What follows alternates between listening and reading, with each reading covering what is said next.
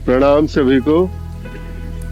आज जो है थोड़ा एक अद्वैत पे चर्चा करना चाहते हैं साधक। अद्वैत के विषय में जानना चाहते हैं तो आज के सत्संग में प्रयास करते हैं। देखिए, अद्वैत पे जब बात की जाती है, इस पर जब प्रश्न किए जाते हैं, यहाँ पर इसका मतलब है कि दो नहीं है। जब दो नहीं है ये कह दिया जाता है तो ये नहीं कहा जाता है कि एक है। नहीं तो अद्वैत नहीं करके वो सीधा कह देते ना कि एकत्व का सिद्धांत। ये एकत्व का सिद्धांत नहीं है यहाँ पर किसी प्रकार से। जो शंकराचार्य जी ने, बहुत सारे जो है गौड़पादाचार्य जी हैं, बहुत सारे लोगों ने अद्वैत के विषय में बातें की, अलग अलग प्रकार से इसकी व्याख्या करने का प्रयास किया, अलग अलग प्रकार से इसमें अपने अपने जो है वो विचार इसमें डाले गए। लेकिन कभी भी किसी ने भी यहाँ पर जब इस पर बात हो रही थी तो ये नहीं कहा कि एक है। क्योंकि जैसे ही आप कह देते हैं कि कुछ है जो एक है और गिनती का वो एक मैं जान लिया, मैंने उसको, जब ये कह दिया जाता है कि आप जान चुके हो उस एक को, तब यानी कि आप उससे अलग हो रहे हो, आप स्वयं को उससे अलग देख पा रहे हो और वहां से खड़ा होकर के गिन के बता दे रहे हो कि क्या है वहां पे। लेकिन क्या है कि ये जो गिनने वाला है ये भी उसी एकत्व के भीतर आता है। इसीलिए कहते हैं कि अहम ब्रह्मास्मि, ब्रह्म ही है, ब्रह्म के अलावा दूसरे किसी की सत्ता नहीं है। अगर किसी और को सत्ता देने जाएंगे तो वहां पर ये विभाजन शुरू होता है। तो ये अद्वैत है क्या वास्तव में, और इस अद्वैत को आखिर समझा कैसे जाए? अद्वैत किसी प्रकार की समझ नहीं है, सबसे पहले आपको ये जानना होगा। और इसको कोई समझा दे ऐसा भी संभव नहीं है। और अगर किसी के समझाने से आपकी समझ में आ गया तो ये तो बहुत ही निराधार सा विषय हो जाएगा। तो अद्वैत के विषय में सिर्फ इतना कहा जा सकता है कि दो नहीं है वहां पर। और क्या एक है तो ये भी नहीं कह सकते, सिर्फ इतना है कि दो नहीं है। अब जैसे कि एक सागर है, बूंद ने स्वयं को सागर जान लिया, अब सागर ही है, इसके अलावा कुछ है नहीं। तो जैसे ही सागर कहा जाता है तो फिर अब वहां पर क्या हो गया, वहां पर ये जो है सागर एक सागर है, सागर की बूंद क्या कहेगी आके? वो तो बस इतना ही कहेगी कि सागर है। एक सागर है या हजार सागर है, ये कहने के लिए बूंद को इससे बाहर होना पड़ेगा और देखना होगा कि कहीं पर कोई विभाजन रेखा है कि नहीं। लेकिन ये बूंद की सामर्थ्य नहीं कि वो बाहर जाकर के देख सके। इसीलिए यहाँ पर कह दिया जाता है कि अद्वैत ही है। अब ये प्रश्न आता है कि जब अद्वैत की बात हो रही है और जब इस प्रकार से देखा जाता है तो संसार को कैसे देखें, उस दृष्टिकोण से ये संसार कैसा भाषित होगा? देखिए, यहाँ पर ये जो है ना, यही सबसे आखिरी बात है। ये आखिरी बात अगर कि बस एक रस है, जैसे कहते हैं कि रसो वैसा, तैत्तरीय उपनिषद का एक श्लोक आता है कि तुम वही रस हो।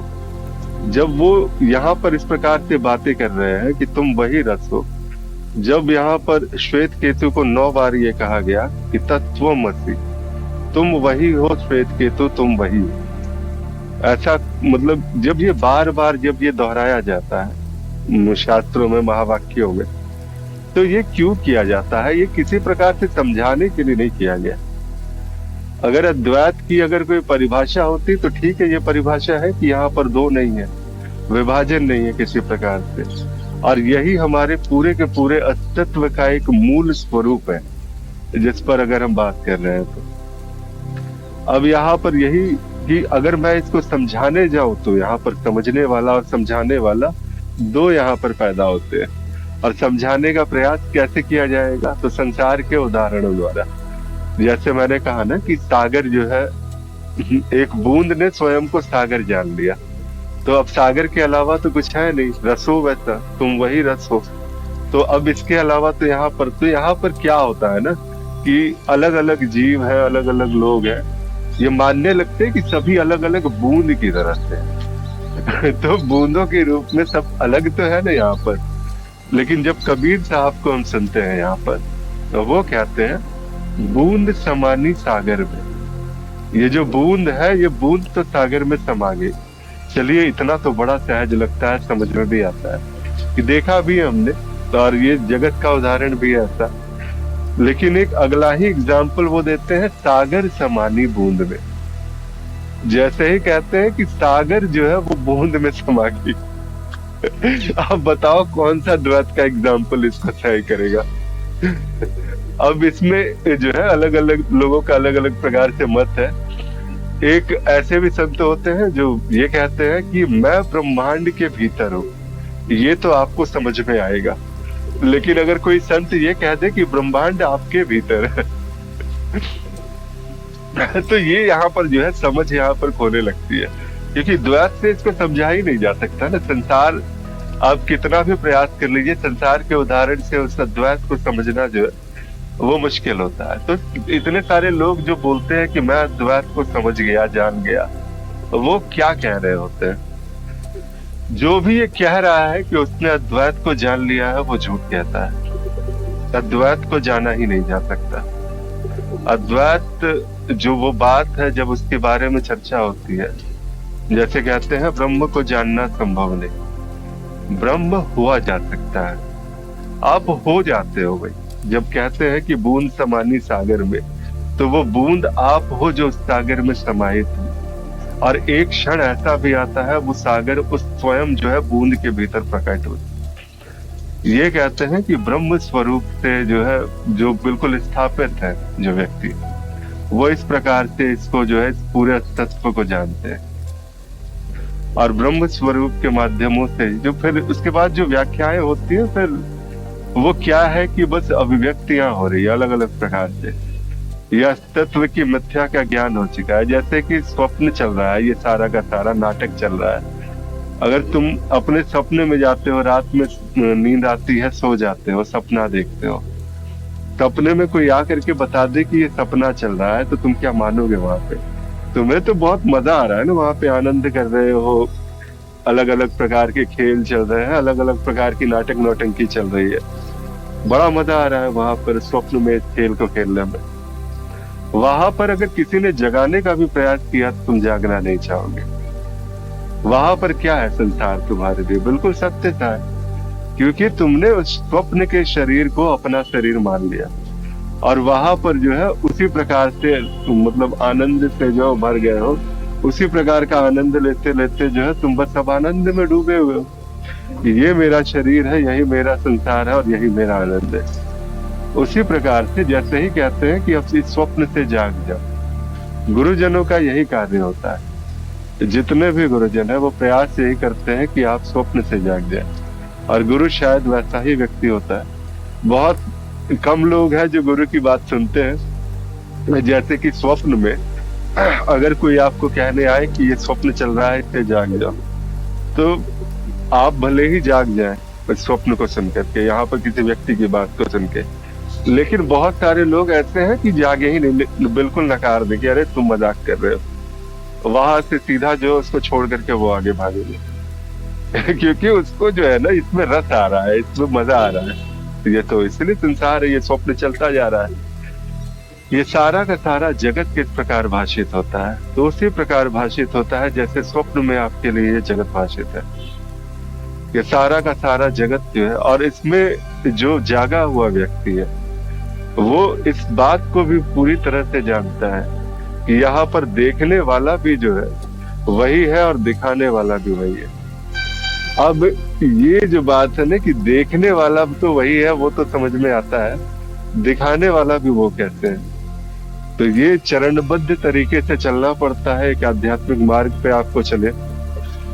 जैसे जैसे कहते हैं कि पहले देखने वाला दिखाने वाला दोनों ले करके चलना पड़ता है।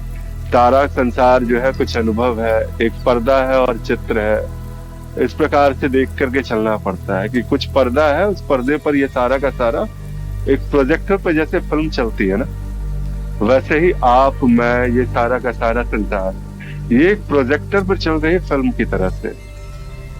और वो चल ही जा रही है, चले ही जा रही है, वो रुक नहीं रही है। और यहाँ पर जो है एक फिल्म जो चल रही है, इसी में आपको यहाँ से बाहर निकलना है, जानना है, सत्य को जानना है ये वास्तव में है कि नहीं है। तो आध्यात्मिक मार्ग इसीलिए प्रयास यही किया जाता है कि आप इस सत्य को जाने।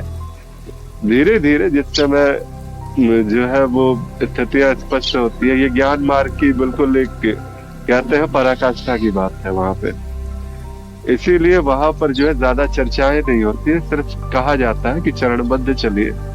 अलग अलग प्रकार से जो है, अभी क्या है कि कोई भी बात कह दी जाएगी तो एक धारणा आपके अंदर वो पोषित हो जाएगी, और उस धारणा और मान्यताओं के साथ में जब आप आगे चलना शुरू करेंगे, वो शुरुआत में ही लेकर के, तो वो फिर आप उस स्थिति तक नहीं पहुंच पाएंगे। ये सिर्फ कहने सुनाने के लिए अच्छा लगेगा लेकिन वो स्थिति वहां पर आएगी नहीं।